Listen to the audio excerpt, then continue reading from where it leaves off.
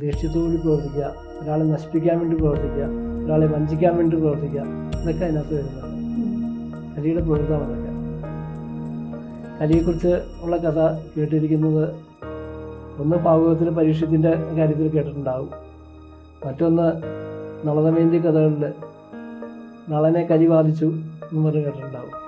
സാറിനോട് ഞാൻ വർഷഫലം എന്തെങ്കിലും നോക്കിയിട്ടുണ്ടോ പറയാൻ പറ്റുമോ എന്ന് ചോദിച്ചപ്പോൾ സാർ അത് അങ്ങനെയല്ല ചെയ്യുന്നേ, അതിന് വേറൊരു രീതിയിലാണെന്ന് പറഞ്ഞു. അതെന്താണെന്നൊന്ന് പറയുമോ?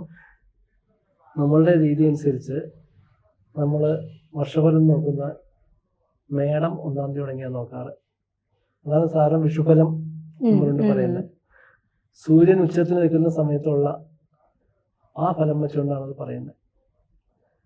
നമ്മളുടെ കേരള രീതിക്ക് കൊല്ലവർഷത്തിനാണ് പ്രാധാന്യം. ആ കൊല്ലവർഷത്തിൻ്റെ അത് ചിങ്ങത്തിലാണ് തുടങ്ങുന്നത്. ചിങ്ങം വെച്ചുകൊണ്ട് നമുക്ക് അങ്ങനെ പറയാം. ചിങ്ങം 1-ാം തീയതി തുടങ്ങി കണക്കാക്കി പറയാം. പക്ഷെ ഈ ജ്യോതിഷ സയൻസ് ബേസിക്കായിട്ട് ചിന്തിച്ചു തുടങ്ങിയിരിക്കുന്നത് ശ്രീകൃഷ്ണന്റെ ചരമം തുടങ്ങി, അല്ലെങ്കിൽ ശ്രീകൃഷ്ണന്റെ ഇഹലോകവാസം വെടിഞ്ഞ ദിവസം തുടങ്ങി കണക്കാക്കിയിട്ട് അന്ന് കലിയുഗം തുടങ്ങി. ആ കലിയുഗം തുടങ്ങിയതുകൊണ്ട് കലിവർഷം ആയിട്ട് കണക്കാക്കുന്നു.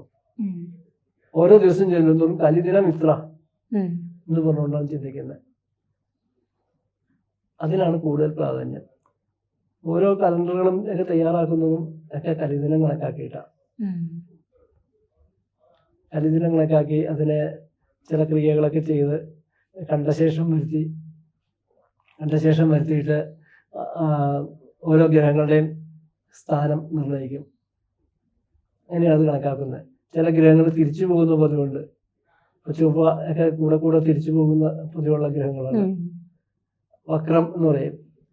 ആ വക്രഗതി എത്രത്തോളം ഉണ്ട്? അത് ശരിക്കും ഗ്രഹങ്ങൾ തിരിച്ചു പോകുന്നതല്ല, നമുക്ക് അനുഭവത്തിൽ അങ്ങനെ കാണുന്നു എന്നുള്ളതാണ്. അങ്ങനെ അനുഭവത്തിൽ അങ്ങനെ കാണാൻ കാരണം ഇതിൻ്റെ സഞ്ചാരപഥം അണ്ഡാകൃതിയിലാണ്, ശരിക്കും റൗണ്ടല്ല. അപ്പം അണ്ഡാകൃതിയിലായതുകൊണ്ട് ഇങ്ങനെ പോകുമ്പോൾ നമുക്ക് കൂടുതൽ അകലം ഫീൽ ചെയ്യും. അതുകൊണ്ട് സംഭവിക്കുന്ന അതൊക്കെ വെച്ച് നോക്കിയിട്ടാണ് ഫലം പറയാണ്ടിരുന്നത്. ആണ് കലിദിന സംഖ്യയ്ക്കാണ് പ്രാധാന്യം എന്ന് പറയുന്നത്. ഈ കലിദിന സംഖ്യ അത് തന്നെ എടുക്കണം, അതിന് പിന്നിലെ കാര്യം എന്താണെന്നൊന്ന് വിശദമാക്കി തരുമോ? ഇത് തന്നെ ഒരു യുഗത്തിന്റെ ആരംഭം ആണ് അവിടെ. ശ്രീകൃഷ്ണന്റെ ഇഹലോകവാസം വെടിഞ്ഞ സംഭവം ഒരു ചരിത്ര മുഹൂർത്തം പോലെ ഒരു യുഗാരംഭമാണത്. ശ്രീകൃഷ്ണൻ ഈ ലോകത്തോട് വിട പറഞ്ഞുകൂടി ഇവിടെ കലി ആരംഭിച്ചു. അതാണ് കലിയുഗത്തിന്റെ കണക്കാക്കുന്നത്. കലി ആരംഭിച്ചതോടുകൂടി പിന്നെ പ്രവർത്തനങ്ങൾ പലതും വിപരീത ദിശയിലായി. അതിൻ്റെ ചില ലക്ഷണങ്ങളൊക്കെ ഭാഗവതത്തിൽ പറഞ്ഞിട്ടുണ്ട്. അതെന്തൊക്കെയാണ്? ബ്രാഹ്മണരെ ദ്രോഹിക്കുക, പശുക്കളെ ദ്രോഹിക്കുക, മിണ്ടാപ്രാണികളെ ദ്രോഹിക്കുക, ഇതൊക്കെ അതിൻ്റെ ലക്ഷണങ്ങളാണ്. അപ്പം ഈ കലിയുഗം എന്ന് പറയുമ്പോൾ കലി എന്ന വാക്ക് ഇപ്പം എനിക്കറിയാവുന്ന കലി എന്ന വാക്കിനർത്ഥം അത്ര നല്ല അർത്ഥമല്ല. അതായത് ഒരു ദേഷ്യം പിടിച്ച അവസ്ഥ, ആ ഒരു ഇതാണ്. ശരിക്കും അതിനെന്താണ് അർത്ഥം ഉദ്ദേശിക്കുന്നത്? അപ്പോൾ ആ ദേഷ്യം പിടിച്ച ഭാവം തന്നെ കണക്കാക്കാം. അതായത് കലി എന്ന് പറയുന്നത് വിപരീതമായിട്ട് പ്രവർത്തിക്കുന്നത്. സാധാരണ എല്ലാവരും പ്രവർത്തിക്കുന്നതിനേക്കാൾ വിപരീതമായിട്ട് പ്രവർത്തിക്കുന്നതാണ് കലി.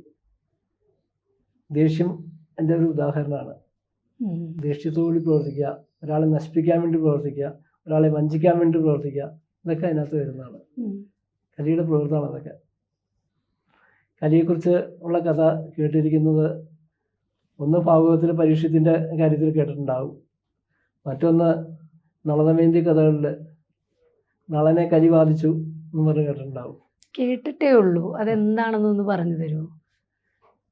നളൻ ദമയന്തിയെ വിവാഹം കഴിച്ചത്, ദമയന്തിയെ സ്വയംവരത്തിൽ കൂടെ വിവാഹം കഴിച്ചത് ഇഷ്ടപ്പെടാത്ത ചില ദേവന്മാർ നളനെ വഞ്ചിക്കാൻ വേണ്ടി ശ്രമിച്ചു.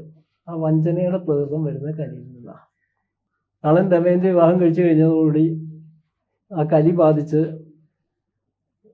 നളൻ്റെ അനിയൻ കലിയുടെ പ്രേരണ കൊണ്ട് നളനെ ചൂതുകളിക്കാൻ വെല്ലുവിളിക്കുന്നു. ആ ചൂതുകളിയിൽ നളനെ തോൽപ്പിക്കുന്നു. നളൻ രാജ്യം ഉപേക്ഷിക്കേണ്ട അവസ്ഥ വരുന്നു. പന്തയം വച്ചിരിക്കുന്ന രാജ്യമാണ്, അതുകൊണ്ട് രാജ്യം ഉപേക്ഷിക്കേണ്ടി വന്നു.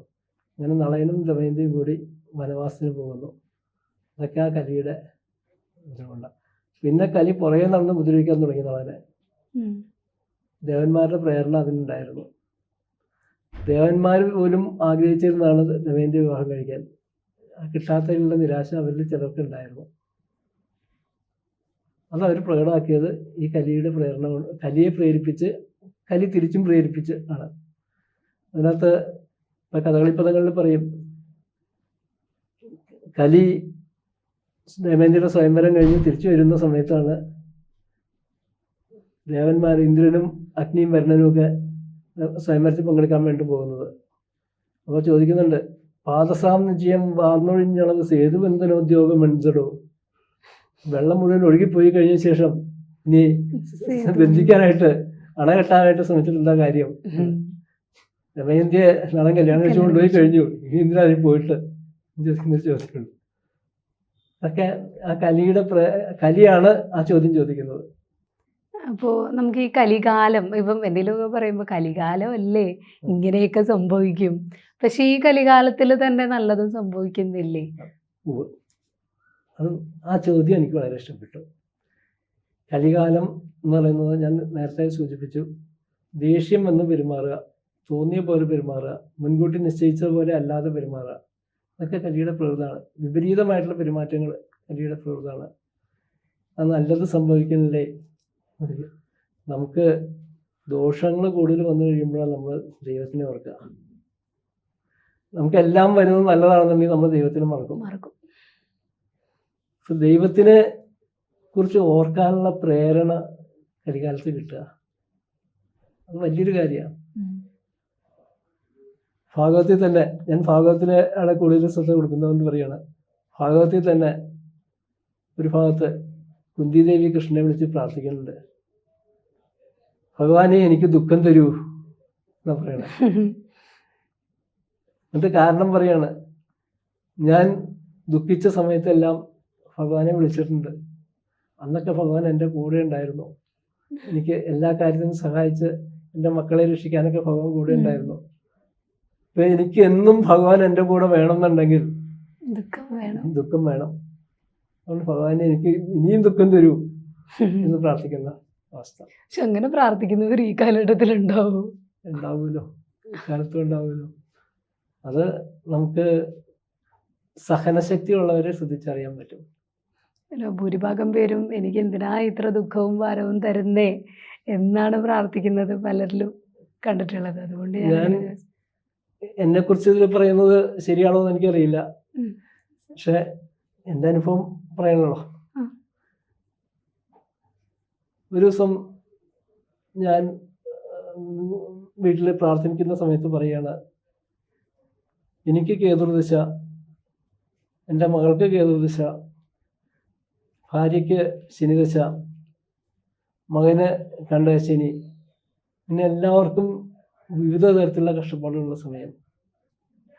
ഞാൻ പ്രാർത്ഥിക്കുന്ന സമയത്ത് പ്രാർത്ഥിച്ചത് ഇതാണ്, ഭഗവാനെ ഇവർക്ക് ആർക്ക് ദുഃഖം വന്നാലും ഞാൻ കാണണം, അതുകൊണ്ട് ഈ ദുഃഖങ്ങളെല്ലാം കൂടി എനിക്ക് വന്നേക്കും. ഇപ്പൊ നമ്മള് കുടുംബത്തിന് വേണ്ടി പ്രാർത്ഥിക്കുമ്പോൾ പല അമ്മമാരും പ്രാർത്ഥിക്കുന്ന ഒരു രീതി, എൻ്റെ മക്കൾക്കോ എൻ്റെ ഭർത്താവിനോ എന്തെങ്കിലും ദോഷങ്ങൾ വരുന്നുണ്ടെങ്കിൽ ഇത് അവർക്ക് വരുത്താതെ എനിക്കോ എന്നെ തീർത്തേക്കണേ. ഇപ്പൊ ഞാനായാലും പ്രാർത്ഥിക്കുന്നത് അങ്ങനെയാണ്. അതെ, അങ്ങനെ പ്രാർത്ഥിക്കുന്നവർ ഒരുപാട് പേരുണ്ട് എന്ന് ഞാൻ സൂചിപ്പിച്ചത്. അത് നമ്മൾ സന്തോഷത്തോടെ അക്സെപ്റ്റ് ചെയ്യും. Thank you. നിങ്ങളുടെ ജ്യോതിഷപരമോ വാസ്തുപരമോ ആത്മീയപരമോ ആയിട്ടുള്ള പ്രശ്നപരിഹാരങ്ങൾ ഇവിടെ വരുന്ന പണ്ഡിതന്മാരുമായി സംസാരിക്കാൻ താല്പര്യപ്പെടുന്നവർ താഴെ കാണുന്ന നമ്പറിൽ ബന്ധപ്പെടുക. ABC മലയാളം ജ്യോതിഷം നിങ്ങളെ നേരിട്ട് ബന്ധപ്പെടുത്തുന്നതായിരിക്കും. സമ്പൂർണ്ണ ജാതകം സാധാരണ ജാതകമല്ല, സമ്പൂർണ്ണ ജാതകം 75 പേജുകൾ അടങ്ങുന്ന സമ്പൂർണ്ണ ജാതകം 250 രൂപയ്ക്ക് ഇനി നിങ്ങളുടെ കൈകളിലേക്ക്. അതിനായി നിങ്ങൾ ചെയ്യേണ്ടത് ഇത്രമാത്രം: താഴെ കാണുന്ന നമ്പറിൽ ബന്ധപ്പെടുക. ജ്യോതിഷവുമായി ബന്ധപ്പെട്ട എല്ലാ വിശേഷങ്ങളും നിങ്ങളിലേക്കെത്താൻ ABC ജ്യോതിഷം സബ്സ്ക്രൈബ് ചെയ്യുക.